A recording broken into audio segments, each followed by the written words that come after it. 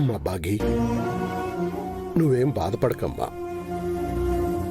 అది నీ ఇల్లు, నీ కాపురం. మనస్పర్ధలు లేని కాపురాలు ఉండవమ్మా. వాటిని దాటుకుని ముందుకు ఎలా వెళ్ళాలా అనేదే జీవితం. ఈరోజు పొమ్మన్న బాబుగారే రేపు నిన్ను రమ్మంటారు. నువ్వు ధైర్యంగా ఉండు తల్లి.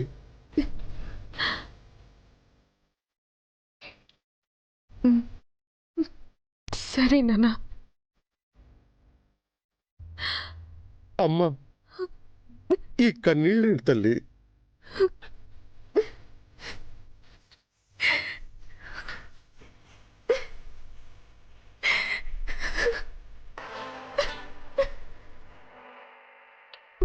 భయం వేసింది నాన్న.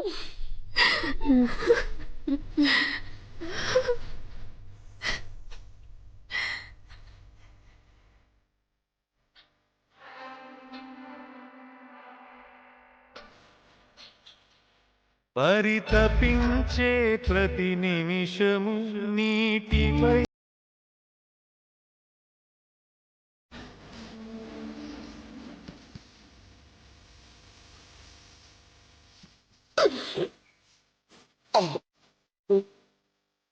నువ్వు ఏడ్చి ఈ నాన్నను కూడా ఏడిపించావు.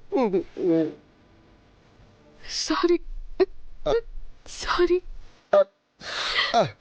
కొద్ది రోజులు పోతే అన్నీ సర్దుకుంటాయమ్మా.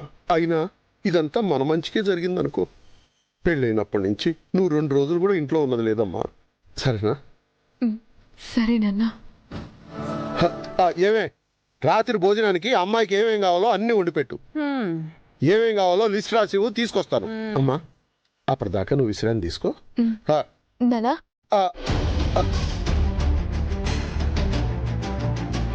ఈ క్యారేజ్ కట్టుకొని ఎక్కడికి వెళ్ళారు? అమ్మా, అది పిల్లల దగ్గరికి వెళ్తాను కదమ్మా. అటు నుంచి అటు పార్క్కి వెళ్ళి నా వయసు వాళ్ళు వస్తారు, వాళ్ళతో కొద్దిసేపు మాట్లాడి భోంచేసి అక్కడే పడుకుని ఇంటికి వస్తానమ్మా. ఇంట్లో ఎందుకో ఎక్కువసేపు ఉండడానికి బుద్ధి పుట్టట్లేదమ్మా. రాక రాక అమ్మ ఇంటికి వస్తే అలా బొమ్మలా నిలబడి చూస్తావే? వెళ్ళి ఆ ఏర్పాట్లు చేయి. వెళ్తున్నా. వెళ్ళొస్తానమ్మా. త్వరగా లిస్ట్ రాసి పెట్టు. మనోహరి, మనోహరి,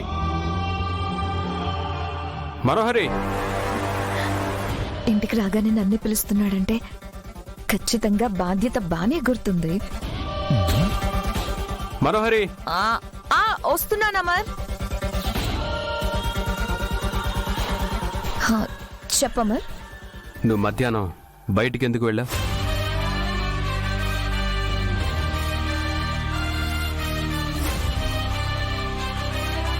చెప్పు మనోహరి.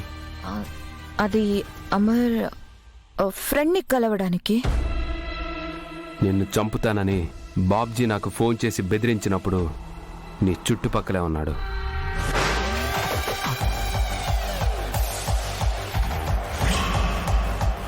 అరుంధతిని చంపినవాడు నీకు ఫోన్ చేసి మనోహర్ని చంపుతానని బెదిరించడం ఏంటమ్మారు? తెలీదు నాన్న, కానీ మేమిద్దరి ఫోన్ ట్రేస్ చేస్తే ఇద్దరు పక్కనే ఉన్నట్టు తెలిసింది.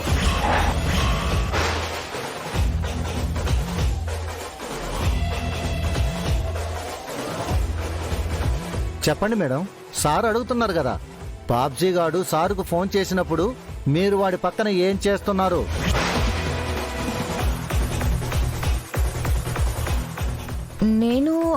నేను వాడి పక్కన ఉండడం ఏంటి? ఎందుకుంటాను? ఉన్నావు మనోహరి, అది అర్థం కాకే నిన్నే అడుగుతున్నావు.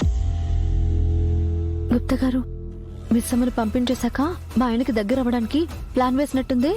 ఇప్పుడు ఆ ప్లాన్ లో ఇరుక్కుంది, అడ్డంగా దొరికిపోయింది. ఆ బాలిక నీవు అనుకున్నట్లుగా అంత సులువుగా దొరుకునా?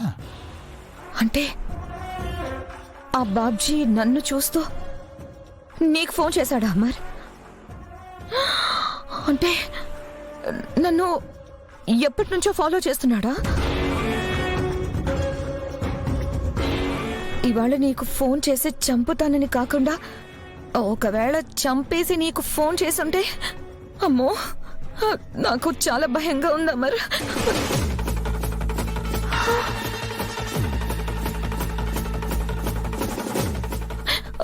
వాడు నన్ను ఏమైనా చేస్తాడేమో అమర్.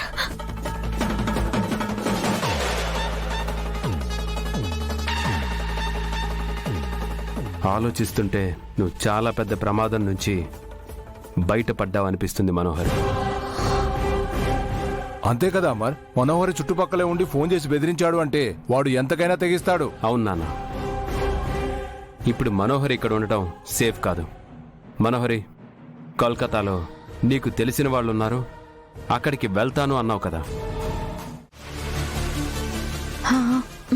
అవునమ్మా, నువ్వంత దూరం వెళ్ళుంటావని వాడు కనిపెట్టే లోపే అమర్ వాణ్ణి పట్టేసుకుంటాడు. వాడిని పట్టుకుంటే వాడు కన్నా ముందు నేను జైలుకు పోతాను. అయినా అమర్కి దగ్గర వాళ్ళని ఇంత చేస్తే అమర్ ఏంటి దూరం పంపించేస్తానంటున్నాడు. నో మను, ప్లేట్ మార్చవే. ఏం ఆలోచిస్తున్నావు మనోహరి? నిన్ను సేఫ్గా ఉన్న ప్లేస్లో పెట్టాలి.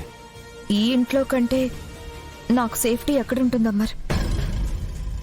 వాడు కళ్ళ ముందు పెట్టుకుని కూడా నన్నేమీ చేయలేదు అంటే అది నీ మీదున్న భయమే.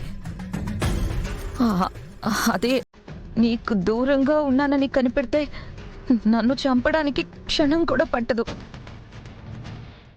నేను ఇక్కడే ఉంటానమ్మర్. నువ్వు వాడిని పట్టుకునే వరకు నేను ఇంట్లో నుంచి బయటికి కూడా వెళ్ళను. ప్లీజ్ అమర్. సరే, కానీ ఎట్టి పరిస్థితుల్లోనూ చెప్పకుండా బయటికి వెళ్ళకు. అలాగే అమర్.